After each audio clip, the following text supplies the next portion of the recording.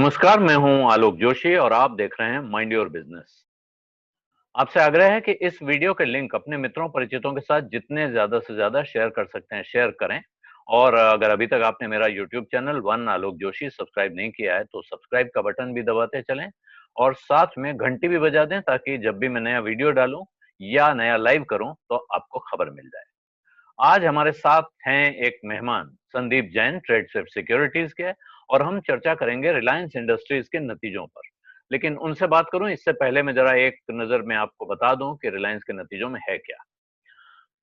तो 40% के लगभग 39% के आसपास प्रॉफिट में गिरावट आई है। यह Q4 का रिजल्ट है। पिछले साल की चौथी तिमाही के मुकाबले इस साल की चौथी तिमाही में 6,348 करोड़ रुपए का मुनाफा दिखाया है कंपनी ने। और ये जो बाजार का अनुमान था उससे कम है, लेकिन जिस हालत में ये रिजल्ट आया है, जिस परिस्थिति से हम गुजर रहे हैं, उसमें इस तरह के कमजोर रिजल्ट का अनुमान था। साथ में रिलायंस इंडस्ट्रीज ने अब तक का सबसे बड़ा राइट्स इशू लाने का ऐलान किया है, जिसको mother of all equity fund raising कहा जा रहा है। 53,215 करोड़ रुपए जुटाने की योजना है और कंपनी ने सैलरी कट का भी अनाउंसमेंट किया है। और मुकेश अंबानी ने पूरे साल, कंपनी के चेयरमैन मुकेश अंबानी पूरे साल तनख्वाह नहीं लेंगे, ये उन्होंने ऐलान कर दिया है। इसके अलावा जो बड़ी हाइलाइट्स हैं उसमें एक बड़ी बात बताई गई है कि एनुअल एबिटा 1 लाख करोड़ के आंकड़े को पार कर गया है पहली बार।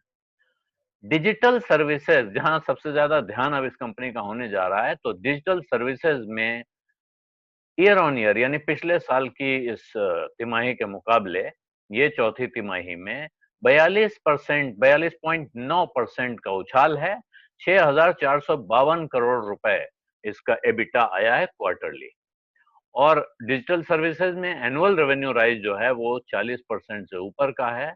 और इसी तरह रिटेल में भी 24.8% का रिटेल का राइज दिखाया जा रहा है, उछाल दिखाया जा रहा है पिछले साल के मुकाबले। और साथ में 6.5 रुपए प्रति शेयर का डिविडेंड का ऐलान किया है रिलायंस ने। और जो जियो की, अब क्योंकि जियो आपको पता ही है अलग कंपनी हो रही है, तो जियो के बारे में 38 करोड़ 80 लाख भारतीयों के लिए ये डिजिटल लाइफलाइन बन चुकी है, ये कंपनी बता रही है। 2 करोड़ 40 लाख सब्सक्राइबर्स इस तिमाही में जुड़े हैं और 1% से भी कम जो ग्राहक हैं इनके गए हैं, ये कंपनी का कहना है। तो एक तरह से कंपनी अपनी तरफ से जो आंकड़ा दिखा रही है उसने काफी अच्छी खबरें दी हैं। लेकिन ये रिजल्ट जानकारों को कैसा लग रहा है, वो क्या कहते हैं इस पर, और माइंड योर बिजनेस पर रिलायंस इंडस्ट्रीज के नतीजों को एनालाइज करने के लिए हमारे साथ हैं ट्रेडसेफ सिक्योरिटीज के संदीप जैन। आप लोग जानते हैं इन्हें, वर्षों से देख रहे हैं, ये बड़ी कंपनियों के नतीजों पे इस तरह से प्रतिक्रिया देते हैं। आज पहली बार वन आलोक जोशी मेरे चैनल पर हैं ये। Sandeep ji, mind your business में आपका स्वागत है। Thank you so much Alok ji, invite करने के लिए। देखिए मजा आया, नाम तो मुझे बहुत ही अच्छा लगा माइंड योर बिजनेस चैनल का, और इस चैनल पे आपसे रूबरू होने का मौका मिला पहली बार। So thank you so much for that and it's a very unique platform. Sandeep ji, जो रिलायंस इंडस्ट्रीज के नतीजे आए हैं, कंपनी ने तो उसमें बताया अपनी तरफ से 1 लाख करोड़ का एबिटा क्रॉस कर लिया और पिछले साल के आखिरी क्वार्टर के मुकाबले, हालांकि जो प्रॉफिट का इस वक्त माहौल है उसमें उम्मीद थी, आशंका थी कि कंपनी के जो नंबर्स आएंगे वो उतने शानदार नहीं होंगे। लेकिन फिर भी मैं आपसे सीधे, क्योंकि मैं उसमें अपनी तरफ से कोई राय दिए बिना आपकी राय पहले जानना चाहता हूं, आपके हिसाब से रिजल्ट कैसा है? मैं मिक्स्ड ही कहूंगा। देखिए आलोक जी, रिजल्ट्स, नेट प्रॉफिट गिर के आया, एक मुश्त घाटा था उसकी वजह से भी गिर के आया। फिर इतना बड़ा जियो का कंट्रीब्यूशन होने के बाद भी अगर नेट प्रॉफिट इतना कम आ रहा है तो सर्टेनली मुझे लगता है, और प्लस एक अदर इनकम का भी कंपोनेंट है, तो जो क्वालिटी ऑफ अर्निंग्स है उस फ्रंट पे कोई बहुत ज्यादा मुझे इंप्रेस नहीं किया। बट सर्टेनली जियो का परफॉर्मेंस ने बहुत इंप्रेस किया। और एक क्लियर कट ये चीज हो गई है कि ओल्ड इकोनॉमी बिजनेसेस और न्यू इकोनॉमी बिजनेसेस, जो कि मैं बहुत सालों से कहते आया हूं, और पिछले 4-5 सालों में तो इस कंपनी ने क्लियरली ये चीज तो एस्टेब्लिश कर दी कि ओल्ड इकोनॉमी बिजनेसेस को वो लोग लो मार्जिन बिजनेस मानते हैं और लो ग्रोथ वाले बिजनेसेस है, और जो न्यू इकोनॉमी बिजनेसेस है वो फैंटास्टिकली ग्रो भी किए हैं, भले वो रिटेल का बिजनेस हो वो भी पिछले 2-3 क्वार्टर से बहुत अच्छा परफॉर्म कर रहा है। जियो ने बहुत अच्छा परफॉर्मेंस शुरू किया, 2017 अक्टूबर का क्वार्टर जो था वहां से लेकर अब तक प्रॉफिट्स बढ़ते ही जा रहे हैं और करीब इस बार 2300 करोड़ का प्रॉफिट दिया है। बट फिर मैं ये कहूंगा कि आरपू के फ्रंट पे बहुत इंप्रेस नहीं किया, $130 के लगभग, मुझे लग रहा था कि और भी बेहतर आना चाहिए। बट फिर भी ऐसा लगता है कि आने वाले क्वार्टर में हो सकता है आरपूस ज्यादा बढ़ेंगे, क्योंकि अप्रैल का जो महीना था वहां पे डेटा का कंजम्पशन बहुत जबरदस्त हुआ है, सर्टेनली लॉकडाउन की वजह से। बट एक चीज और, ये क्वार्टर जो था इसमें लॉकडाउन का इंपैक्ट बहुत ज्यादा नहीं था, लास्ट के 10 से 15 दिन का था। बट आने वाले क्वार्टर में जो ऑयल एंड गैस में जो कोहराम मचा है उसका इंपैक्ट मुझे लगता है कि इनके बैलेंस शीट पे दिखेगा। बट रिजल्ट में काफी स्वीटनर्स है, तो मुझे लगता है कि उसकी वजह से ऑलरेडी एक बहुत बड़ा परफॉर्मेंस ये स्टॉक दे चुका है, तो ऐसा लगता नहीं कि मार्केट बहुत बड़ा थम्स अप मंडे के दिन देगा। ओके, तो आपने कहा कि रिजल्ट में बहुत सारे स्वीटनर्स हैं, तो इसमें जो और अच्छी बातें हैं वो क्या दिख रही हैं आपको? अगर मैं कहूं कि आप अच्छी बातें बताइए और चिंताएं क्या दिख रही हैं? देखिए अच्छी बातें बहुत सारी है, सर्टेनली ये चीज तो माननी पड़ेगी कि ये कंपनी हर बार कोई ना कोई बड़ा सरप्राइज देती है। हर क्वार्टरली रिजल्ट में पहले नेट प्रॉफिट्स बढ़ रहे थे, इस बार एक नया चीज जो आया, जो कि वैसे राइट्स इशू का अनाउंसमेंट कर चुके थे, बट राइट्स इशू में भी देखिए 14% डिस्काउंट पे राइट्स इशू ला रहे हैं और करीब 54,000 करोड़ के लगभग का राइट्स इशू है। और उसमें एक जो बढ़िया चीज की है वो 25% आपको सब्सक्रिप्शन अमाउंट देना है। तो हर बार कोई ना कोई नई चीज ये कंपनी लाती है रिटेल इन्वेस्टर्स के फ्रंट पे, और इस नर्व्स को बहुत बखूबी ये कंपनी पहचानती है। और रिटेल इन्वेस्टर्स का जो कल्ट है इंडिया में, इक्विटी का जो कल्ट है, ये नहीं भूलना चाहिए कि रिलायंस ने ही कहीं ना कहीं बहुत बड़ा रोल प्ले किया इसमें। तो ये एक बहुत बड़ा स्वीटनर है। डिलीवरेजिंग का जो इनका थीम था 31 मार्च 2021 तक, डिलीवरेजिंग के ऊपर काफी बड़ा फोकस कंपनी का है, और सर्टेनली देखिए उस पर खरे उतरे हैं। जो फेसबुक की डील है वो एक बहुत बड़ा एक प्लस पॉइंट रहा है। और दूसरा पॉइंट जो इन्होंने साथ में कहा है कि और भी एलओआईज आए हैं ऐसे, और इसी वैल्यूएशन पे ये लोग और भी किसी को 9.99 10% के लगभग की स्टेक बेच सकते हैं, तो इसको मार्केट बड़ा पॉजिटिवली लेगा। और तीसरा जो इनका खास बात ये आई है कि ऑयल एंड गैस बिजनेस को ये लोग अलग करेंगे, और जब हाइव ऑफ करेंगे और दूसरे दो बिजनेसेस खड़े होंगे तो एक वैल्यू अनलॉकिंग का सर्टेनली एक बेनिफिट मिलेगा।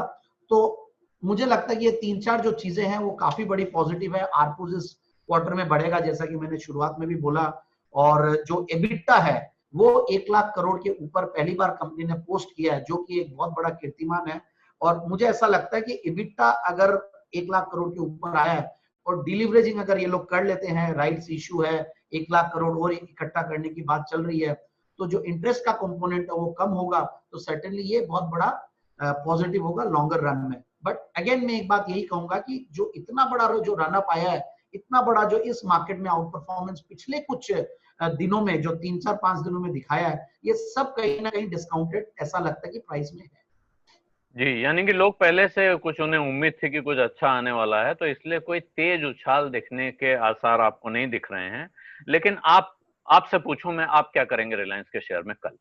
क्या करेंगे? देखिए मैं लॉन्ग टर्म के लिए तो सर्टेनली इन्वेस्ट करने की राय दूंगा, मतलब जिन्होंने ले रखा वो होल्ड करके रखे, और कहीं भी डिक्लाइंस आए तो सर्टेनली स्टॉक को लेना चाहिए, क्योंकि देखिए जो राइट्स का जो स्वीटनर है उसको सर्टेनली रिटेल इन्वेस्टर्स अवेल करना चाहेंगे। और ये चीज नहीं भूलना चाहिए कि जियो का जो बिजनेस हो बहुत रोबस्ट अब हो चुका है, रिटेल का बिजनेस भी और बेहतर ये लोग करेंगे, और दो जब विंग्स अलग अलग होंगी, न्यू इकोनॉमी बिजनेस और ओल्ड इकोनॉमी बिजनेस, तो मुझे लगता है कि लॉन्गर रन में तो सर्टेनली रिटेल इन्वेस्टर्स के लिए एक बहुत बड़ा फायदे का सौदा होगा।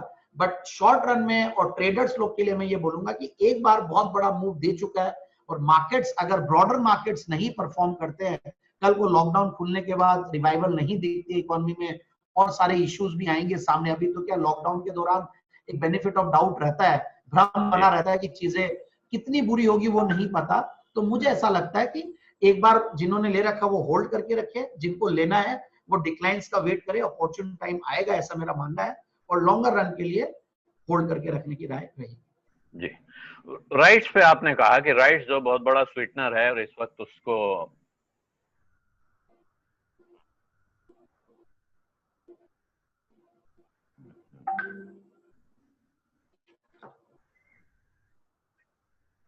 एक सेकंड संदीप जी, ये बीच में इसने मुझे फंसा ही दिया।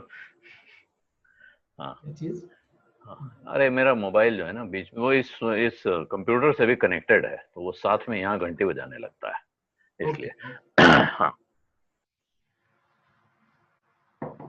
संदीप जी, आपने राइट्स का जिक्र किया और कहा कि ये बहुत बड़ा स्वीटनर भी है ये राइट्स, लेकिन मैं जब राइट्स का आंकड़ा देख रहा हूं, तो मुझे जब रिटेल इन्वेस्टर की नजर से देख रहा हूं, 15 पर 1।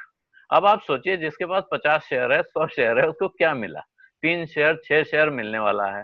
तो मुझे लगता है कि ज्यादा बड़े लोगों के लिए तो इसमें इंटरेस्ट है, जिनकी बड़ी होल्डिंग है, या हो सकता है बहुत सारे छोटे इन्वेस्टर इसमें पैसा न लगाएं, तो प्रमोटर ही अपना पैसा डालें, या वो किसी को, जैसे बोलते हैं ना, राइट्स रिनाउंसिएशन हो जाता है, दूसरे को रिनाउंस हो जाए, तो वहां का पैसा है। क्या ऐसा होगा कि रिटेल के लिए इसमें कोई बहुत, जैसे आमतौर पे लोग राइट्स के पहले कम राइट में खरीदते हैं, इसमें कोई आपको इस तरह का लगता है कि राइट लेने के लिए शेयर खरीदा जाए? देखिए ऐसा नहीं है, देखिए रिलायंस और दूसरी कंपनियों को देखिए आप कैटेगराइज तो करना पड़ेगा कि दोनों अलग अलग, एक रिलायंस को मार्केट अलग तरीके से लेता है, और हर कोई भी मूव रिलायंस का आता है, पास में कोई भी अगर आईपीओ जाए, कोई भी एक्शन होता है कॉर्पोरेट का, वो बहुत बड़ा और बहुत सीरियसली लिया जाता है। और आप देखिए सबसे बढ़िया बात है कि राइट्स में इन्होंने एक चीज जो अच्छी की है, वो 25% का सब्सक्रिप्शन अमाउंट। आप 100 शेयर, 50 शेयर देखिए रिलायंस के रहते हैं, रिटेल इन्वेस्टर्स के पास भी आप 100 शेयर मिल जाएंगे, क्योंकि इसमें लोगों का इंटरेस्ट बना हुआ है और रिटेल इन्वेस्टर्स काफी निवेशित, I think one of the highest numbers होंगे इन्वेस्टर्स के इसी पर्टिकुलर कंपनी में। तो मैं ये मानता हूं कि, और कई लोग राइट्स को अवेल करने के लिए 100 शेयर, 50 शेयर लेंगे। और अगेन मैं इसीलिए साथ में ये भी एक कैविएट में दिया हूं कि थोड़ा वेट करना चाहिए नीचे आने का, क्योंकि वहां पे फिर एक चीज ये सही रहेगी। बाकी देखिए कंपनी की ग्रोथ प्लान्स बहुत बड़े हैं, और जिस तरीके से इनका जो डिजिटल कारोबार है, जो न्यू इकोनॉमी बिजनेसेस हैं, इनमें रोबस्ट वे से जो कंपनी ग्रो कर रही है, तो मुझे लगता है कि उसका एक अच्छा हिस्सेदारी राइट्स के जरिए और ओवरऑल इस बहाने खरीदना भी हो जाएगा। मैं तो यही कहूंगा, क्योंकि देखिए ऐसे मार्केट्स में अपॉर्चुनिटीज वैसे लेने में बहुत डर लगता है। इनफैक्ट आईटी, फार्मा, एफएमसीजी, इन्हीं कंपनियों के बारे में ज्यादा राय दे रहे थे, बट रिलायंस ने जिस तरीके का आउट परफॉर्मेंस दिया है, और ऑयल एंड गैस में होते हुए भी, पेटकेम में होते हुए भी, जहां पे ऑलरेडी बहुत काफी मुझे लगता है कि प्रॉब्लम्स आएंगी आने वाले दिन में, तो एक अच्छी अपॉर्चुनिटी मिलेगी। और मुझे लगता है कि ये एक बड़ा कॉर्पोरेट एक्शन है राइट्स का। फिर उसके बाद शायद ये जब ओवर होगा, तो उसके बाद जो दो कंपनियों का जो ये वैल्यू अनलॉकिंग होगी, न्यू इकोनॉमी और old economy, oil to gas कोई लोग एक कंपनी में रखेंगे और दूसरे में लोग न्यू इकोनॉमी बिजनेसेस, जियो को अलग करेंगे, तो मुझे लगता है कि वो भी एक अपॉर्चुनिटी है। तो रिटेल इन्वेस्टर्स निवेशित रहेगा। बाकी आपकी बात से मैं थोड़ा सहमत हूँ कि 50 शेयर पे हाथ क्या लगेगा, 3 शेयर ही लगे भले ही, बट ठीक है जैसा भी है। तो वो 50 शेयर जो लेता है, 100 शेयर जो लेता है, या जो 25 शेयर लेता है, तो सबके लिए अपने अपने एक प्रोपोर्शन होते हैं, मैं ऐसा ही मानता हूँ। जो ज्यादा बड़ा इन्वेस्टमेंट करता है उसके लिए कुछ डिफरेंट रहता है। सो ओवरऑल इस चीज का फायदा तो सर्टेनली इन्वेस्टर्स उठाएंगे, और मेरी राय ये भी रहेगी कि उठाएं। जी, तो मतलब आपकी राय में ये बिल्कुल साफ है कि अभी आप ये, भले ही आपको लग रहा हो कम शेयर मिल रहे हैं, लेकिन रिलायंस में इन्वेस्टमेंट छोड़ना नहीं चाहिए, मौका मिले तो नीचे स्तर पे करना चाहिए। और जो राइट्स में मिलेगा वो ठीक है, लेकिन आगे जो जहां नजर होनी चाहिए वो है जियो का पब्लिक इशू आ सकता है, या इसी में से आपको 1 पर 1 शेयर, 2 पर 1 शेयर उस नई कंपनी का मिल सकता है। उस वक्त आपको ये जो जो आपने कहा सरप्राइज एलिमेंट ये कंपनी लाती रही है अपने इन्वेस्टर्स के लिए, तो किसी भी दिन ला सकती है। तो रिलायंस के रिजल्ट्स पे बात करने के लिए बहुत बहुत धन्यवाद Sandeep ji. Mind your business में आपने पहली बार अपना चेहरा दिखाया पहली बार दर्शक मैंने जी। मेरा माइंड लगाया आपके माइंड योर बिजनेस चैनल पे, जी वॉइस के साथ माइंड भी लगाया। Thank you so much for that जी। आलोक जी। तो एक मैं दर्शकों के साथ एक आग्रह कर लूं, एक तो पहले आपको मैं सफाई कर दूं कि देखिए, मैंने जो बात की, संदीप जी ने जो बात की, इसमें से कोई भी आपके लिए व्यक्तिगत इन्वेस्टमेंट एडवाइस नहीं है। अगर आप जयपुर में रहते हैं, दूसरे शहरों में रहते हैं, आप संदीप जी से डायरेक्ट एडवाइस लेना चाहते हैं, तो आप इनके ग्राहक बने और इनकी वेबसाइट पे जाके देखें, तब वो राय आपकी मानी जाएगी। इस वीडियो को देखकर आप कोई एक्शन करते हैं, तो उसके लिए न मैं जिम्मेदार होऊंगा, न संदीप जैन जिम्मेदार होंगे। इसके लिए आप अपनी रिसर्च करें, या अपने क्वालिफाइड इन्वेस्टमेंट एडवाइजर की सलाह लें, ये बहुत जरूरी है। और आखिर में ये आग्रह भी करूंगा कि इस वीडियो के लिंक अपने मित्रों परिचितों के साथ ज्यादा से ज्यादा शेयर करें। और अगर अभी तक आपने मेरा यूट्यूब चैनल वन आलोक जोशी सब्सक्राइब नहीं किया है तो सब्सक्राइब का बटन दबाना भी न भूलें। धन्यवाद, नमस्कार।